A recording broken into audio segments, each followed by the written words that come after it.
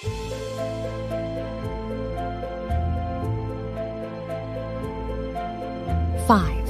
An audio adventure based on scenes of the Solverse from Infinity Labs, written by Atlas Theory.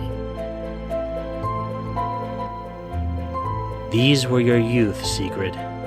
You see, you would disappear for days or weeks at a time when you were young. It really did a number on your poor mom and dad.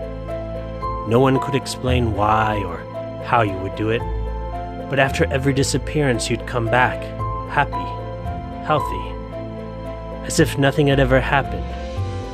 But no one knew what you were. And you do? I asked. He looked at me as if he had been waiting his whole life for that question. Of course I do, he said with a smile. It seemed as if he wanted me to ask him, but I couldn't. I was frozen in anticipation. You are a bleed. I don't know what he was expecting from me. Perhaps a look of realization or understanding, but I stood there, confused. He motioned for me to sit down. A bleed is what we call someone who could seamlessly fade between timelines. Now, there was a word I understood.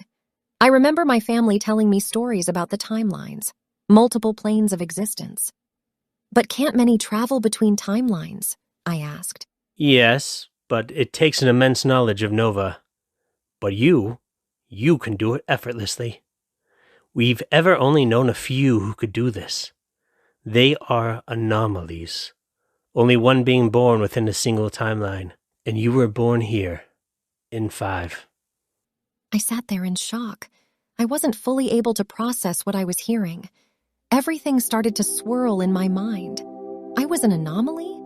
No, they were beings from my grandfather's stories, not reality. The room turned a sickly green.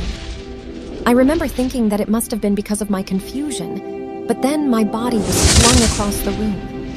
I struck the stone wall and fell to the floor, paralyzed by some unknown magic. As I laid there, I could make out beings cloaked in green entering the room. I saw my grandfather standing between us, readying a spell of his own. My vision started to blur and my hearing faded.